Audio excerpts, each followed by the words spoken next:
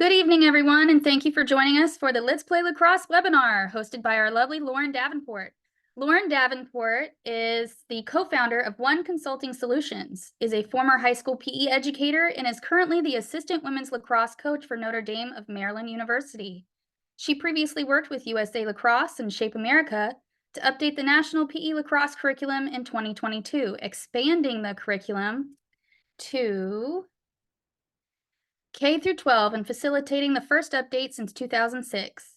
In addition to coaching, she facilitates lacrosse, camps, clinics, and professional developments for a variety of audiences. She is also working on her doctorate at this moment in time. Please welcome Lauren Davenport.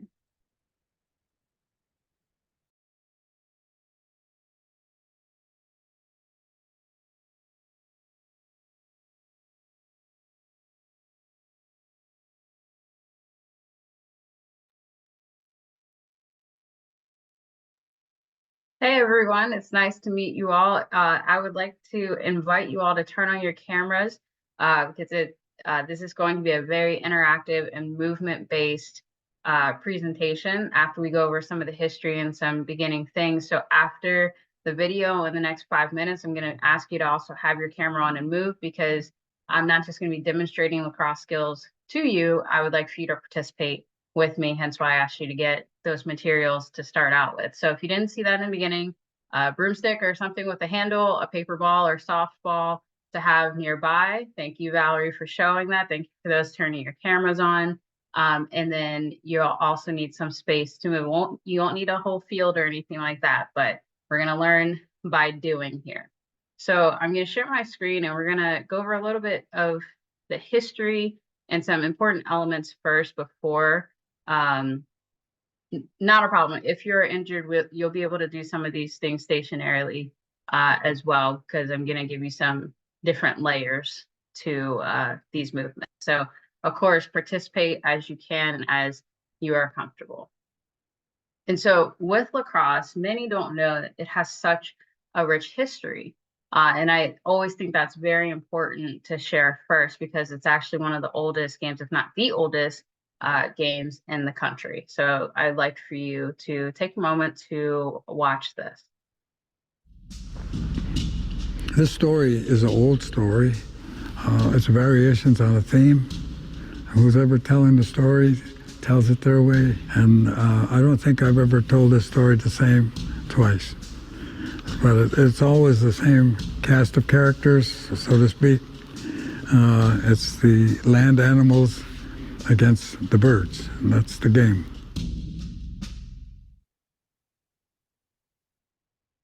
Well, who's on this side? We said, well, Bears over here, pretty big defenseman. You know, have a wolf. Oh, this guy's fast and clever, and a fox. You know, and so who are they playing? Well, they're playing Eagle. He's over there. He's a pretty bad character if you want to be playing against him. He's swift, he's smart, and all the way down to Hummingbird. There's a hummingbird in here. You want to put him in there. How quick can you be? And so all the birds are lined up, the animals are lined up, getting ready to play, and here comes the bat. And the bat says, okay, I'm ready to go. And they said, you got teeth, and you got fur. I think you belong over there. So he goes over and he says, all right, I'm ready to go, guys. I got teeth, I got fur. I said, well, you got wings too. I don't think you fit on this side either. And he goes back to the other side. He says, I'll play hard, I got wings. So birds have a council and they say, all right, you'll play with us. So he gets on the team, and then it's a game. It's a real game, and they go back and forth and tight game, but finally down to the bat. They couldn't stop him. So he scores the winning goal, and the birds win.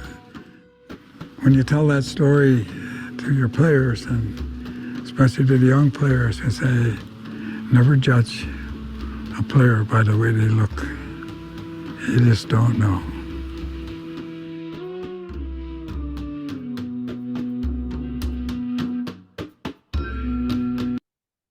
So that video is on USA Lacrosse's YouTube channel, but I always like that because it really goes to show that one, the lacrosse actually came from from the Native American culture, specifically the Iroquois and Haudenosaunee Nation. That's in modern day, I guess, like Toronto to upstate New York. And that's the version of lacrosse that we see on the East Coast. That's the version we see throughout the country. And a fun fact, in Maryland, lacrosse is our state team sport, but not our state sport. Our state sport is still jousting. So there's some high resonance there with the sport of lacrosse. You also note that we call it the sport of lacrosse. Some Native American nations and tribes say the game. So there's some distinction in that because when they refer to the game of lacrosse, there's more spiritual context to it. And when we say the sport of lacrosse, we're referring to the version you typically see in Maryland. So it's cool and interesting to know those certain distinctions, but I like to leave that because I think it's very important to understand where this sport has come from. And with that, the sport has evolved so much. We have now PE isn't an official game type, but I list that here because that's what we're doing today. But the four game types that are very popular and that you'll see around are the men's game, the women's game, box lacrosse, and Olympic sixes. So the men's game, if you've seen it, is, you know, they have helmets and shoulder pads and different types of sticks. The stick is deeper, kind of like this PE lacrosse stick that's pictured there. The women's game has a more shallow stick. Box lacrosse uses the same equipment as men's lacrosse, but a slightly different helmet, and is typically played on an indoor ice hockey space. And smaller goalies have slightly different equipment.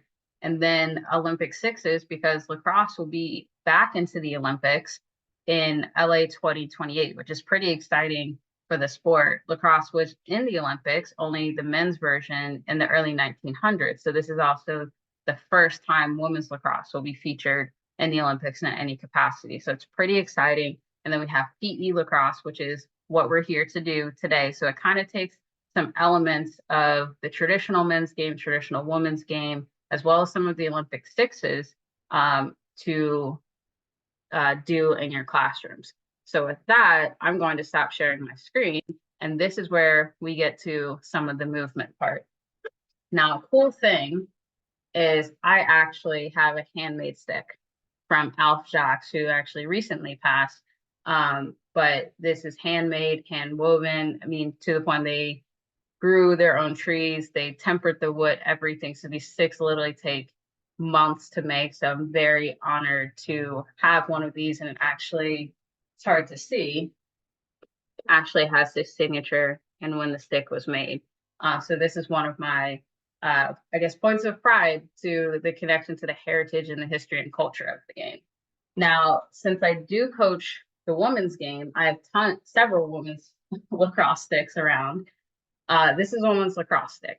The men's lacrosse stick can look very similar. Now there's different technology and all that, but the biggest difference is the depth of the pocket. This is important because the women's game doesn't have as much body contact and requires a bit more finesse and stick skill. So kudos to the women's game. And the women's game is actually played more like the traditional game of the Iroquois and the Haudenosaunee. So that's also pretty cool. Now, a men's stick, the pocket would be much deeper and the sidewall here would be wider. So that's part of why they can body check and do all those things that make it seem almost like football and rugby combined, because you got to do more to get the ball out of the stick. But I bring this up because when you're teaching in a PE space, this would be the hardest stick for your students to learn with because of the shallow pocket. It's more for, I guess, more experienced athletes or the ones that have played before. But if you want early success, that's why we have, as students say, the less cool, but it still works, PE version. So this is more of what you'll see in a PE space, the deeper pocket, wider face, so that you can have some success there. Now, some other notes when you're planning this is a lacrosse ball. It comes in many colors, but it is solid rubber. I do not recommend you use this in your classes because it will hurt. It will also bounce everywhere, especially if you're indoors. When you get PE lacrosse sticks, so this is the typical set that would come, you can get 4 colors, red, green, yellow, and blue. This is the ball that it comes with. So notice that it's slightly bigger when you see the comparison. It is slightly bigger than a traditional lacrosse ball, so it has more surface area. It also doesn't bounce as much. So if you were to drop this, it'll bounce a couple times, but won't bounce high, and it fits into the stick. The other nice thing with the PE lacrosse sticks is that they do come with a strap that you can hook to the other side, and that helps to keep the ball in the stick if needed. But just note that because these are hard plastic, you really have to like squeeze and push to get the strap to stay on. The parts of the stick. Now, we know you might teach and probably do teach different age groups with different levels of maturity, but the official names of these are the head, the shaft of the stick, and the butt. You can call it the bottom, the handle, and the top, because we know students have different maturity. Use what you will for there. So this is probably the most I'm going to sit and talk because we're going to get up and start moving and start working on our lacrosse skills. I will say I'll list the skills towards the end, but please pay attention to the order that I'm teaching them in, because this is the order that we found has the most success and allows for students and athletes alike to learn the skills in the best way. So our first one is, please hold up your paper ball or softball, whatever you got. Could be balled up socks, doesn't matter what it is. And I'd just like you to like move your hand around, but keep the ball in your hand. Just move it around whichever direction, above your head, below your shoulder, whichever it is. Now I want you to have to keep it above your shoulder, but go side to side. So keep it above your shoulder, side to side somehow. And then with this, you can't grip it. So it has to sit in the palm of your hand now, still moving side to side, but still staying in your hand somehow. If anyone is familiar with lacrosse, please unmute yourself. What skill are we doing right now? Cradling. Cradling, exactly. And what's the physics behind this staying in our hand? Always feel free to unmute. Inertia? Isn't it inertia? No. So, some of it, but more specific, a different term I'm thinking of.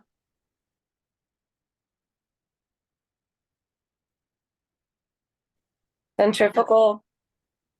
Yep. Centrifugal force. Centrifugal force is what's keeping the ball in your hand. Now, if you have, by the way, if you have a stick, this is what it would look like. Same exact motion. Now, please go get your item with a handle. So the broomstick or whichever it is. If you, oh, great. Tristan has a lacrosse stick. Perfect. Up. Peyton has a lacrosse stick as well. If you have a broom or a Swiffer, that's 100% okay. Georgia, he has a lacrosse stick. Same with Cole. Great. I love seeing these lacrosse sticks. All right. So we did some cradling. This is palm cradle. This is an easy, just walk around, do this motion. Now, when you go to a stick, sometimes it can get a little bit wonky. So if you have a stick, I'd like for you to put your hand at the throat of the stick. So right below the head, right at the top of the handle. And if you have a broomstick, put it, or a Swiffer, whichever, put it kind of towards the top where the most weight would be. And I want you to do that same open and close motion. And I try and tell people, look and listen. So we're not going kind of all crazy and wild, it's just look and listen. So you want to keep that same exact motion. And then bring your hand lower. Keep that same motion. So we're doing this all one-handed. So yes, the ball is not there. That's okay. We're doing this with the stick straight up.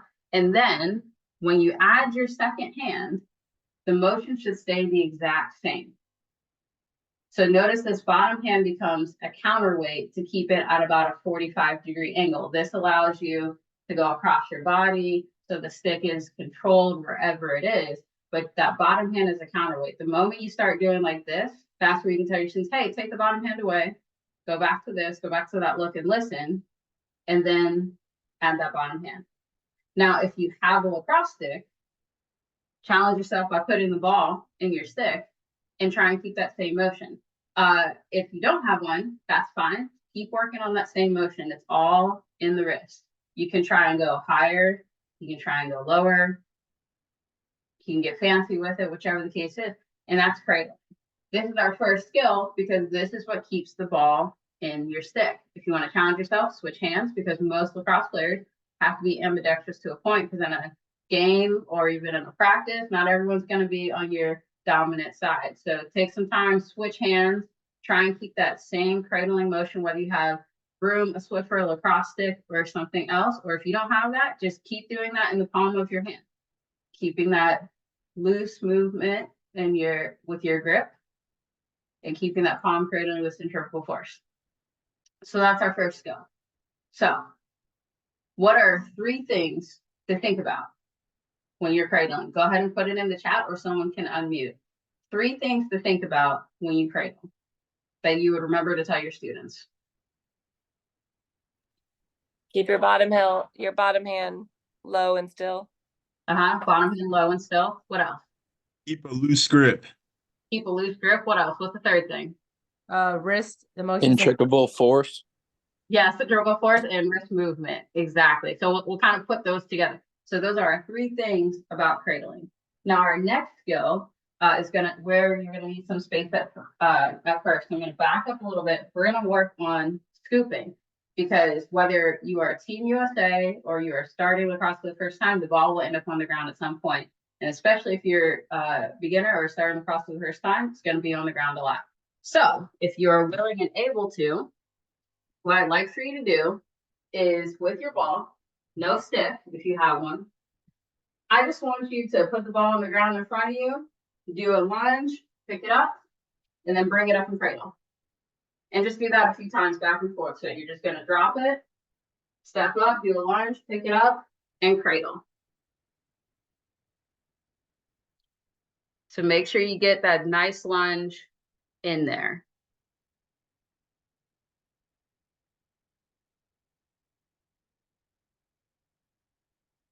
Good. I'm seeing some knees bending, seeing the cradling coming up.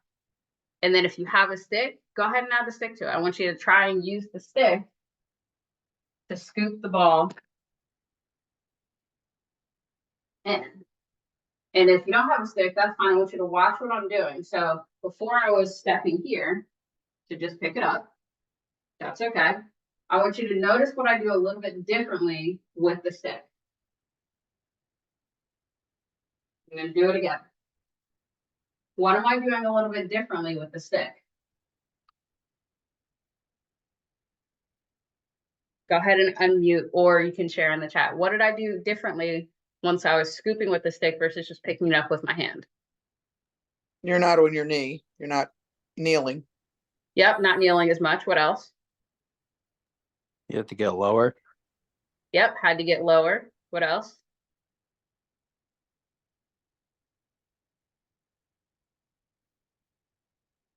Your palms are facing up instead of down. Palms were both facing up. That's important when you're scooping, because you have to have a little bit of force to, in a sense, push here and get the ball here. And then we cradle to keep it into our stick. So I'd like you to take a moment. If you had cradling and scooping as your first 2 skills, what games would you come up with that could use these skills? Games that you're familiar with. It could be a playground game. It could be a modification of a game. Steal the What are some bacon. games? Steal the bacon. Steal the What bacon. else? Yep. What are some other games?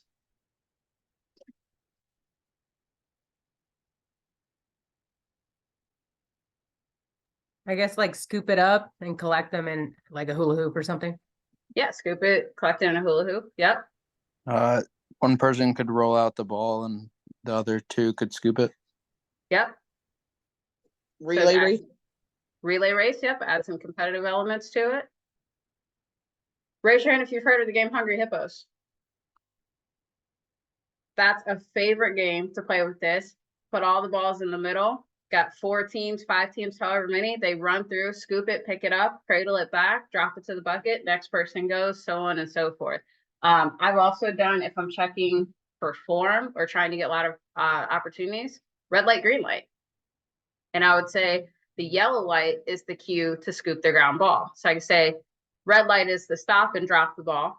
Green light, they have to go and scoop, or yellow light is the cue to scoop. So you can modify so many games just to incorporate some cradling and scooping into it. Now, we have cradling, we have scooping.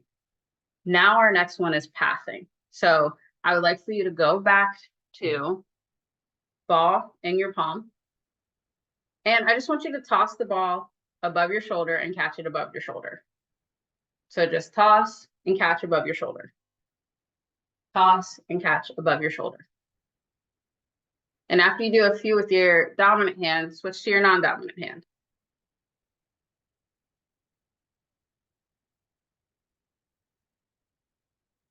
And after you do that, do a couple side to side. So toss the one, catch with the opposite side. All trying to keep it above your shoulder.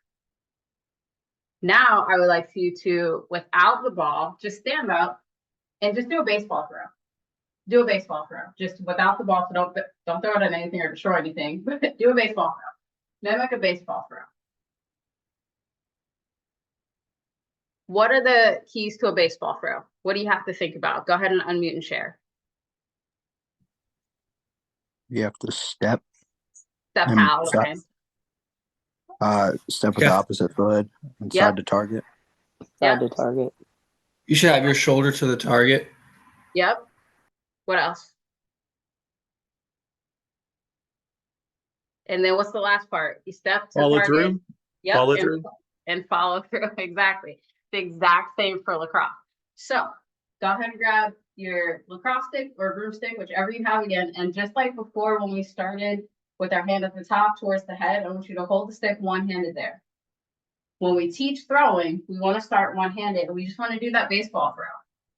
Do that same baseball throw, but with the stick. It's not supposed to be controlled. There's nothing in there. We just want them to be comfortable with that same motion. So the mechanics shouldn't change so much. And then after a few with your hand at the top of the stick, bring hands to out the middle of the stick. Same thing. Same exact movement. And just like with our cradle, our bottom hand adds that counterweight. And then now we have our throwing motion.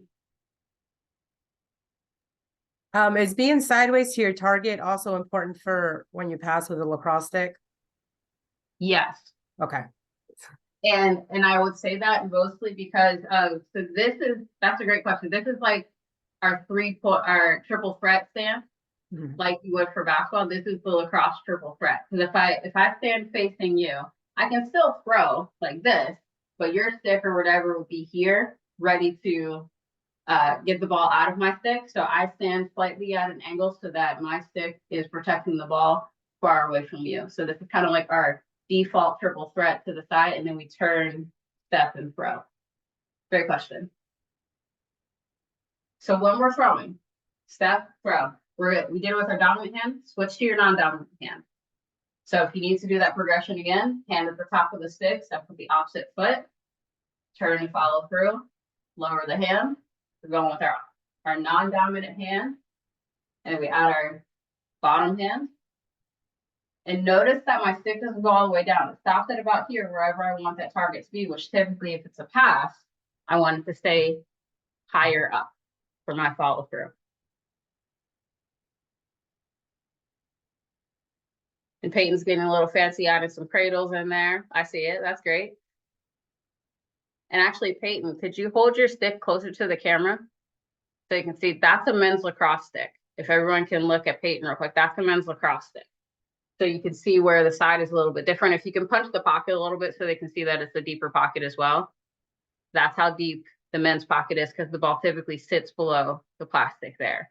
So if you are going to use traditional sticks in your classroom, I'd actually recommend using the men's sticks or the PE sticks first, because we want early success, and then go to women's sticks if you'd like to for some extra challenge, or if the girls are complaining too much and want to use the girl sticks, that's fine too.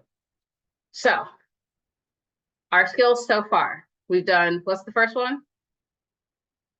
Cradling. Say it again.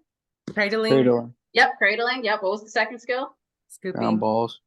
Ground ball scooping. What was the third one? Pass. Passing. Now our next one is catching.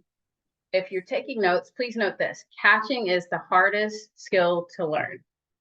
So it's intentional that we've done 3 skills first for early success, and then we do catching next because it's a little bit more challenging. The main reason is, well, catching is hard because of the tracking element. The ball is smaller, And now we're asking you to catch with an implement, which usually means it's going out of your line of sight. So that's what makes catching harder. So let's go back to our toss that we were doing. When we were tossing to catch the ball, so somebody's going like this and kind of snatching it out the air. I want you to toss and give with it. So let it go up and come down a little bit. Think of it kind of like an egg toss or a balloon toss. When you catch a lacrosse ball, with the stick especially, you want to give with it so that it actually stays in the stick. And especially given these that are hard plastic, if you don't give with it, it's just going to bounce off, then you go scoop the ground ball. So it's important that when you toss, give with it. So it's going to come down a little bit. So for those that have sticks, go ahead and do that. I want you to try and toss and catch just like that, above your shoulder, not against the wall. Above your shoulder, just toss and catch and give with it. If you don't have a stick, keep tossing and catching with your hand, but try and use your opposite hand. So keeping it above that shoulder, keeping that same overhand toss and catch motion.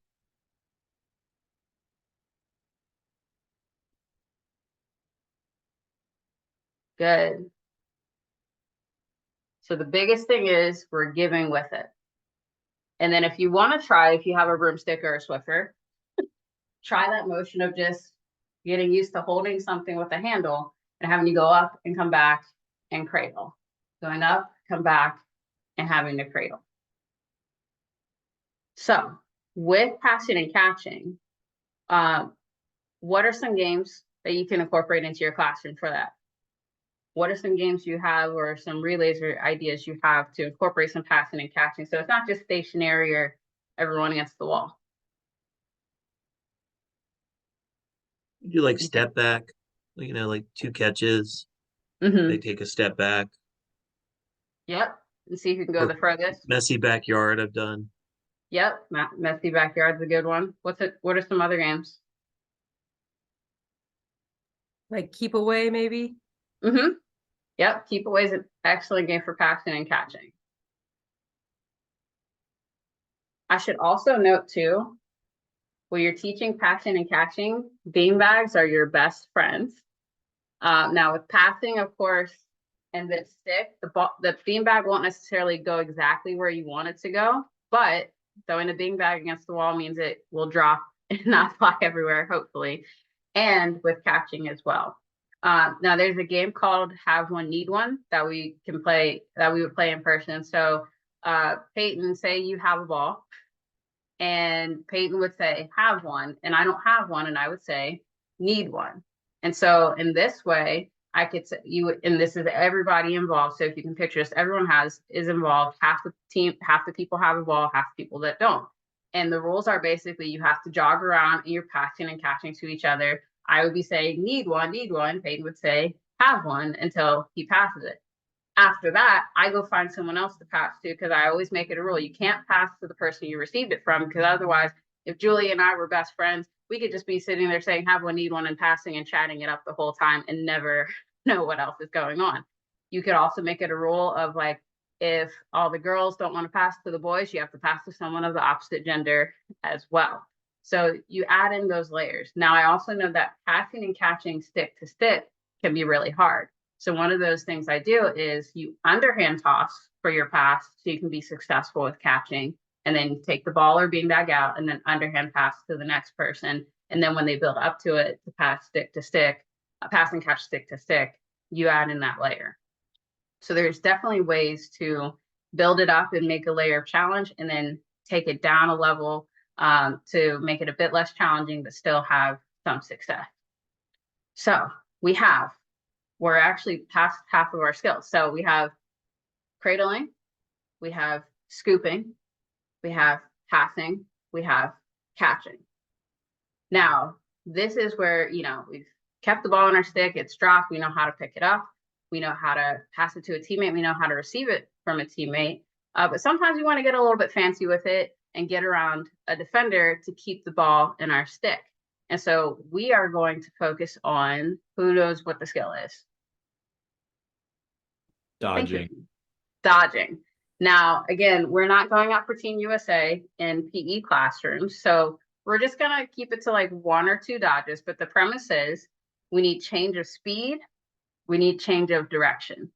And so this is where everyone, if you could get up, if you're able to and have the space to, we're gonna work on a dodge. So say I'm gonna use, you can't see it as well, I'm gonna use a chair. And I'm basically just gonna say, I have to get around this chair. However I need to get around it. So just pick an object or something, and you just have to like put one side and go around it. I'm not gonna give you any more instruction than that right now. Just like pick an object you have to get around and just find a way to get around it without running into it or stepping on it if it's like a cone or something small. So if it's a chair, just, you got to get around the chair somehow. And, you know, try and think about your cradle as well. Yep, I see some moves happening, some high, low. So yeah, you're just getting creative with it. Find a way to get around the chair just a few times or whatever the item is. Now, this time, when you go up to the chair, if you're starting your dominant hand, I want you to have to switch in front of the object and go past the item in your non-dominant hand. So what I'm talking about is if I'm starting with my right hand, I'm gonna fake right, switch, and then I'm gonna go to the left. I'm gonna go to the opposite side when I go around it. So let's see some people get creative with that.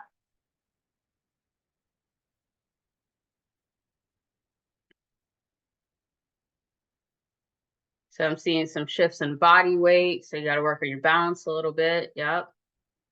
Working on that cradle. I'm seeing some change of levels. Tristan's doing a spin move. That's fine too. Go ahead and add a spin move in there if you want to. So for some, it might look like this. I fake this way and I spin around and go this way around it. That's fine too. All right. And then for our last one, I want you to stay with the same hand. So you're going to, if I'm going right hand, I'm going to fake like I'm going left, and I'm going to actually keep going to the right. Experiment with that. I want you to see what you can do with that. Like fake like you're going to the opposite side, but stay to the same side.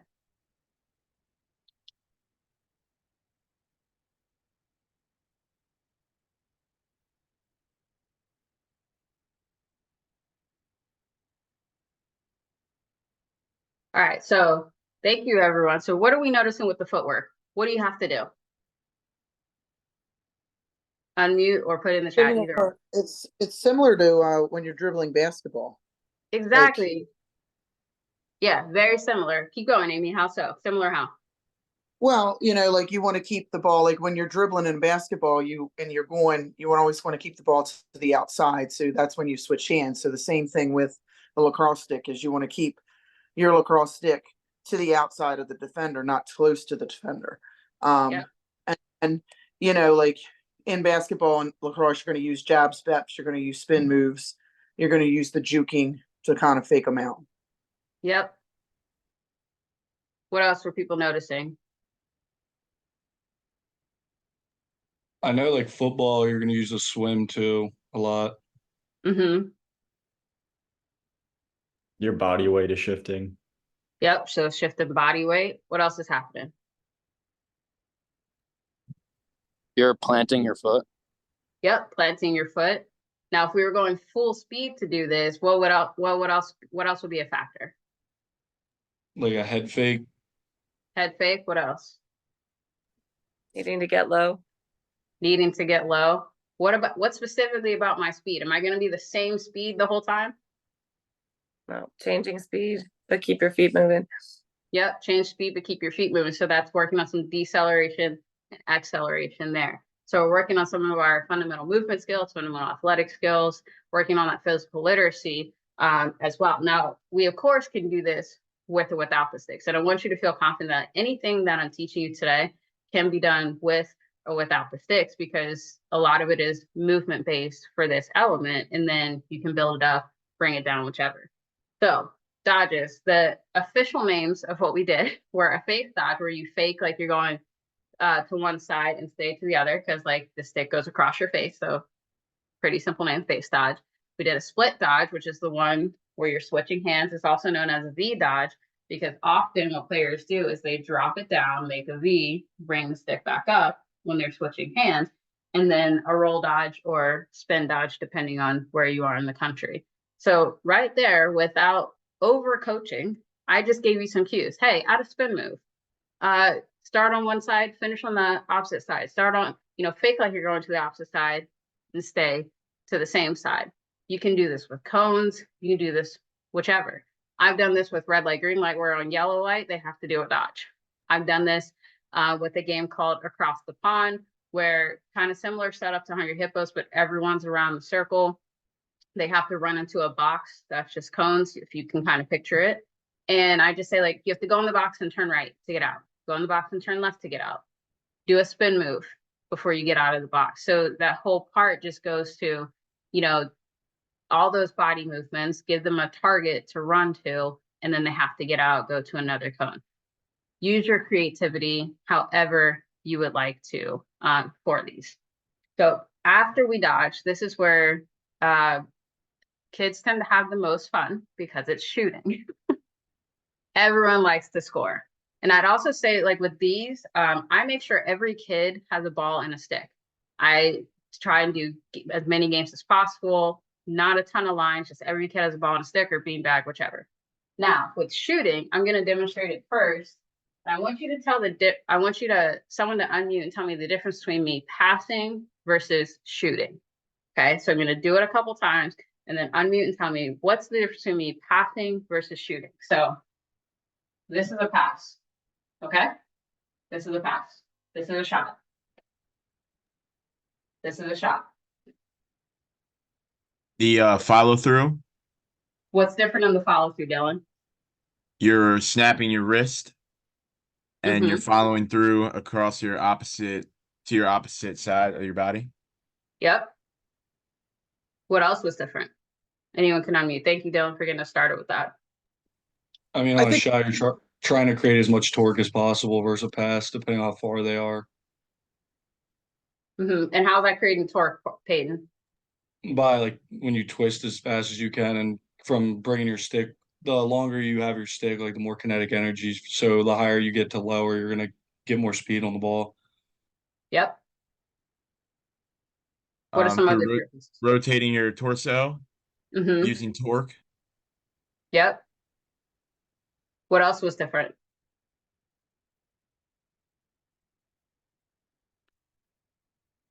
This was the pass. That's the shot. The quickness of your stick, the quickness of your hands movements. Yep. The power in it. Yep. Saw that in the chat. Where did my follow through end up? When you're down. Much The further shot. down. Yep.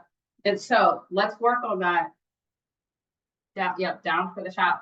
And if you notice, yes, the pass is here, follow through is here. When I shoot, I'm twisting all the way across. So the stick is actually ending up across both. And my back hand, the bottom hand, is ending up almost above my hip. So if you have the space and a broom or something with a handle, I'd like for you to practice that. Please don't knock anything over with this because there's more force and more speed. But I want you to work on that, even if it's slow motion, that, the pass is here, my shot is here. The other thing that happens when I shoot, I twist more. So I'm almost ending up with the heel of that back foot off the ground as well. So get that full rotation.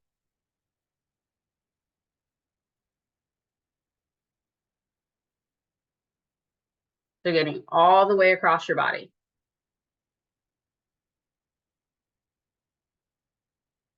Good, I'm seeing some good follow throughs all the way across, seeing some extra force. Don't guys too like usually slide their hand down the shaft when they shoot versus girls is more like a flick kind of? Sometimes, that's a great question. So guys will, I would say you slide your hand further down. Some guys typically end up here on their follow through. Girls, we try and tell them to stay towards the middle of the stick because we still have to have a little bit of different control. And we're also typically not shooting from as far out. So we don't typically need to bring our hands all the way here since we're shooting a bit closer to the goal. That's a great question. Thank you. Yeah. Now, a couple things with this. I saw some really great points. Sometimes when we're shooting or teaching shooting, kids get so caught up with their feet that they lose their form. And so what I would have you do is literally have them take a knee like this.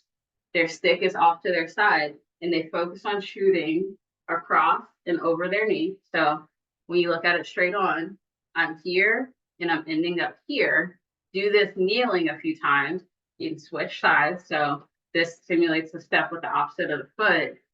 And they're shooting here and isolating the upper body motion without having to worry about the steps. And I will actually have them do this shooting on goal from kneeling.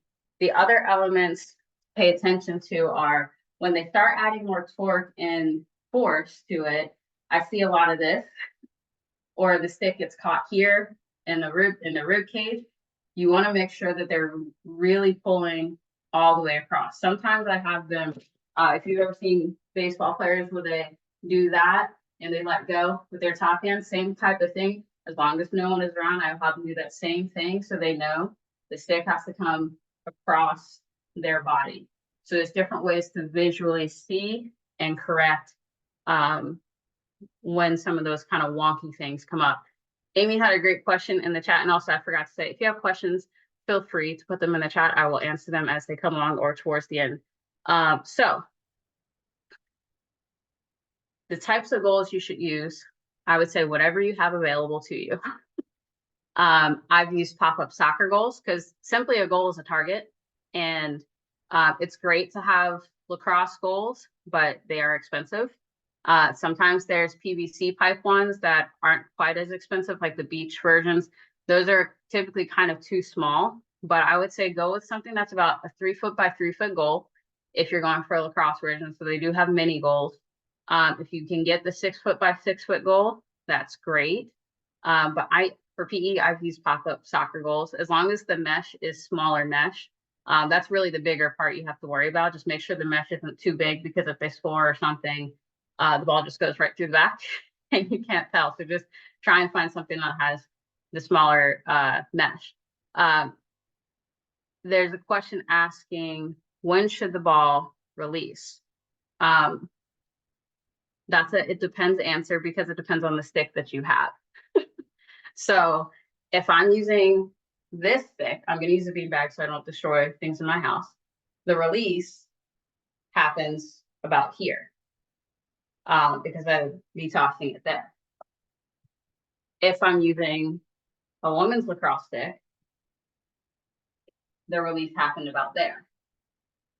So it's situational, and our men's lacrosse players are the ones that have men's sticks. They can attest it's going to have a different release point based on some stringing and other elements. So ideally, with these, the PE sticks, the release point is at about here for a pass.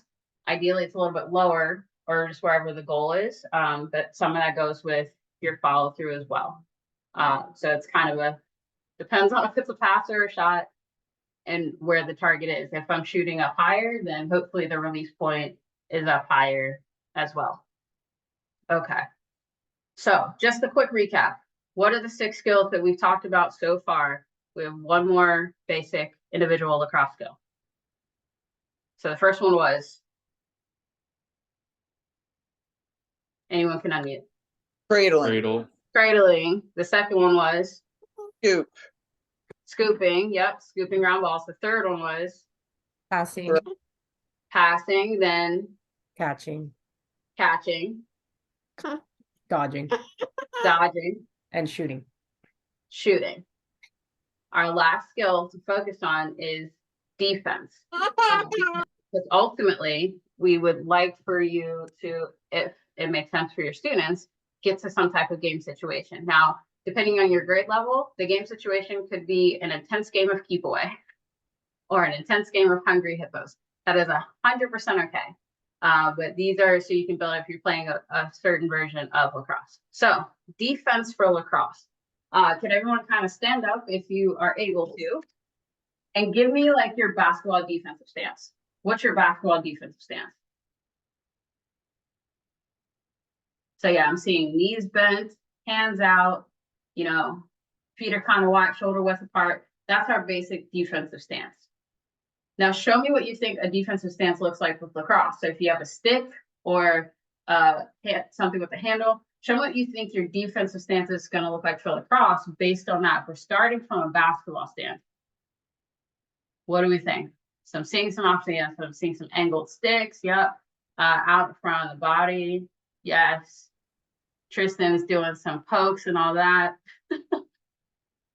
Some of those men's lacrosse things. Yes. So a basic defensive stance for lacrosse is basically going to look like your basketball stance, except you're holding the stick with two hands. Looks just like this.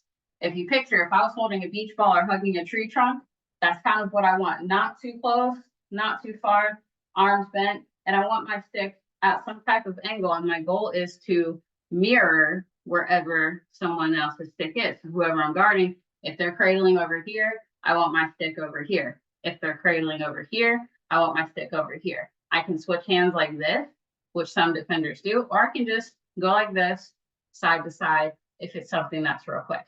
And just like with basketball defense, you're going to do that drop step. You're going to, play the lateral lines at an angle. All of those things are pretty much the same for basketball as it would be for this version of lacrosse and your basics of defense. This is where things like keep away or playing tag, those kind of evasive moves that come in naturally from those games, and or tracking someone and staying with them, that's where you can practice some of those defensive skills. What are some other games you can think of that could work on some defensive skills? Some things that you've done, or it could be in another sport. What are some of the other skills or sports that translate to? Just some games or some sport translation besides basketball, because we already said that. Just a simple 1v1. Mm-hmm. Like even just, again, steal the bacon. When they come out, once they have gotten it, then they got to get it back to their line. You're adding defense now. Yeah. Yeah, add some defense to that. Just basic like 2v1 or 3v1 opportunities, just to see if you want to be guarding the ball versus the man, or off ball defense, etc. Yeah, so it really depends on how big or how small you want this to be. There's a tag game that we have called Cat, Mouse, and Grandparent. It's a picture of 5x5 box, and you have 3 people in the box. The cat is trying to tag the mouse, and the grandparent is protecting the mouse. It's also really funny to hear third graders say, "I'm the grandparent," because they're third graders. And basically, the grandparent's goal is to protect the mouse from getting tagged by the cat, and they just rotate roles. Now, this helps with teaching or building up to the game context, because with lacrosse, you're protecting a goal, right? There's something behind you. So the mouse is simulating, oh, wait, something's behind me. I got to stay between them and whoever's coming against me. So I have to keep my defensive skills, but focus on something behind me. Now, of course, in a game, the goal is not moving. The goal is stationary, but it helps to reiterate that in a fun way in a tag game. So those are our basic lacrosse skills. How many were there? You can hold up the number on the camera. How many total basic skills? 7. Correct. They were cradling, scooping, passing, saw Kristen mouth it, then catching, dodging, shooting, and defense. So when we put all of those things together, one of my favorite ways to put it all together is a game of keep away. Because the whole point is keep the away from one team to the other. The beauty of these kind of lacrosse sticks is because they're different colors. So that instead of having to worry about pulling out pennies, you could say blue sticks are a team, the yellow sticks are a team, so on and so forth. So it's easy to divide up the teams. And you can play a game of keep away. If you're playing a version of lacrosse, I would say try and keep it to 5-on-5 or 6-on-6 and play it kind of like basketball. So no goalies. So because there's no padding. I'm sorry, what did you say? Play it like what? Kind of like basketball. So in the sense of, out of bounds is out of bounds. Everyone can go across each side. If you score, the defense just takes out the goal. and they go to the other side and they go score. So kind of play it like you would like pick up basketball, so they can kind of get a sense of, we put all the skills together. I'm passing and catching, I'm shooting, I'm trying to dive and get around someone. Now here's some caveat. Lacrosse has a defensive skill called checking. Checking is when someone has the ball and you hit the stick to stick.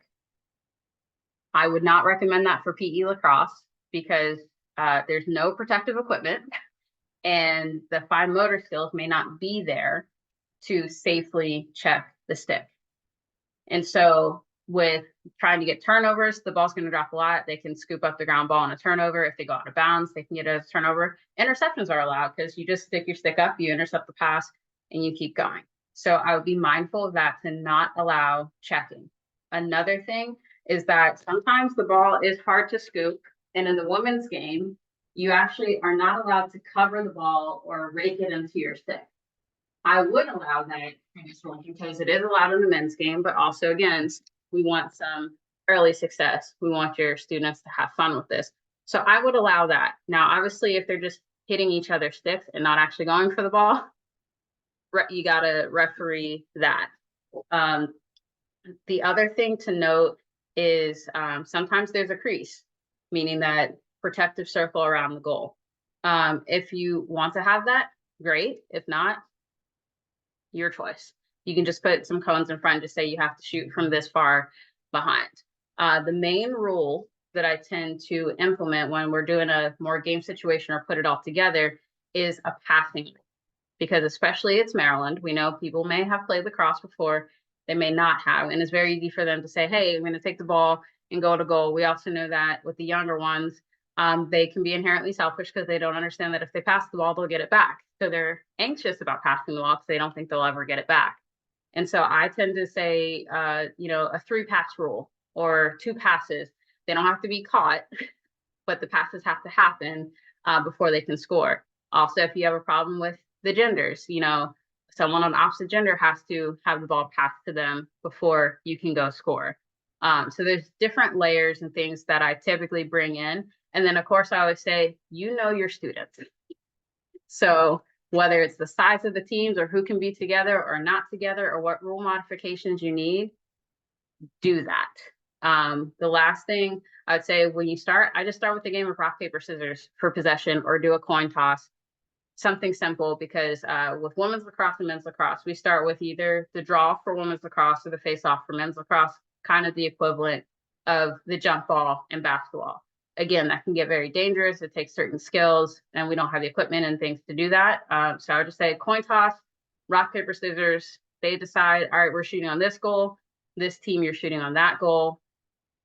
And then play, and then handle the substitutions and all of that. I typically will do this, like if I'm in a gym space, I definitely want to go more than 5-on-5. If I'm going the full gym space, if I'm going horizontally, I try and keep it to like a 3-on-3 or 4-on-4. It really just depends on your space. And then every team has subs. You can have multiple games going on at the same time. If you don't have a bunch of pop-up goals, I've used buckets where instead of shooting into a goal, they have to drop it into a bucket or shoot between 2 cones or make a tape goal against the wall and it has to hit the wall. You can get so creative with that, just based on what you have. And Christine, look, if you can do the draw with your students or face off, 100% great. I love to see it, because don't get me wrong, I coach. I love to see all the game elements. I know it can be kind of intimidating, but if you are doing the draw or the face off, there's tons of videos on YouTube and stuff for that. If your students get to that level, I would say look at some basic ones and incorporate it as it makes sense. So, fiddlesticks. Fiddlesticks are tricky because they're typically smaller. So I would say fiddlesticks. So they're typically like a beach lacrosse stick. It's like a smaller version of this with a smaller ball. Maybe sometimes a tennis ball can fit in them. It really just depends on the abilities of your student. Part of the reason I like these sticks is because they are bigger and they give you more surface and more success. But if your students have like some of those fine motor skills or they've all kind of played, fill sticks are a great way too. So I'm not anti them. I just think it just has to make sense for Yeah, where I you're. So I teach middle school in a school that is somewhat sort of stronger in lacrosse.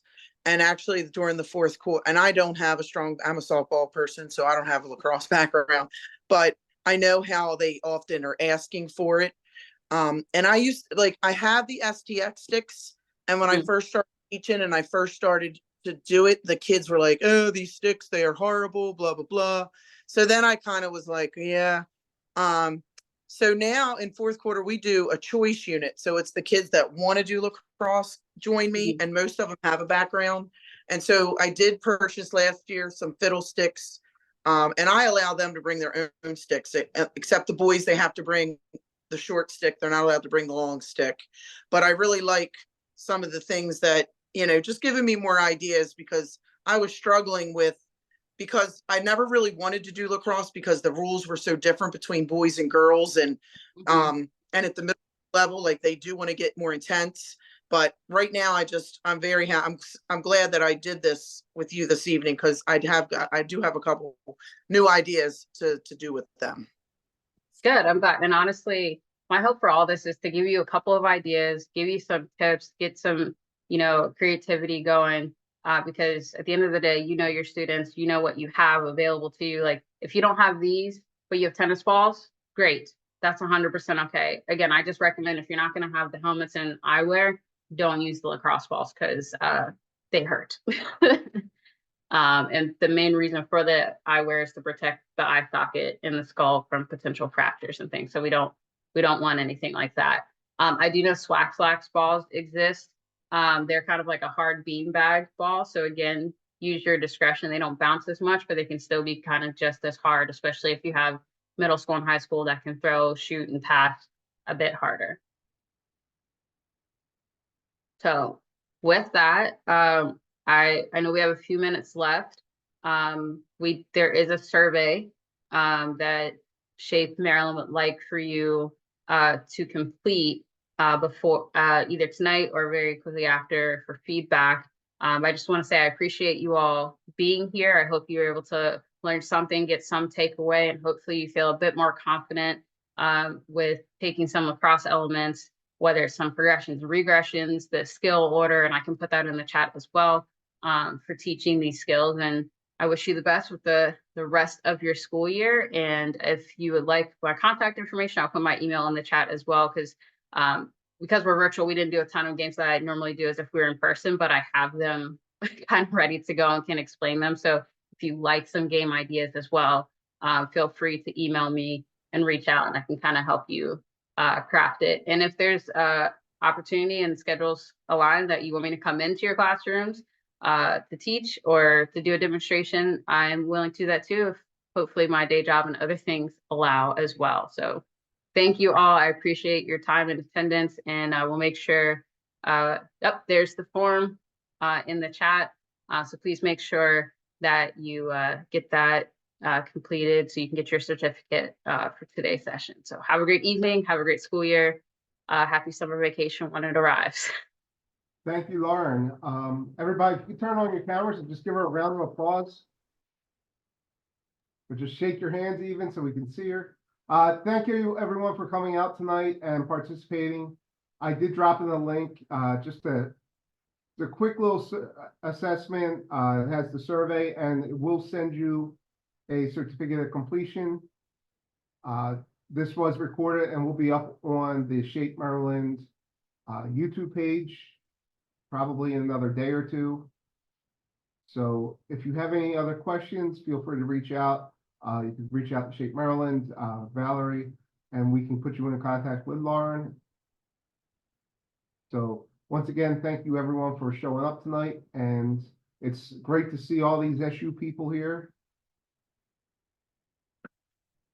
Even the alumni that are here, and everyone else, it is great to see you too. Thank you very much for attending tonight. Have a good night, everyone. Thank you.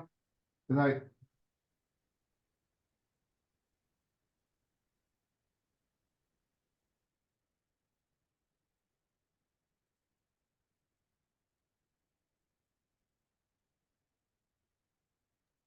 And Christine, if you're still here, yes, it was across the pond for dodging.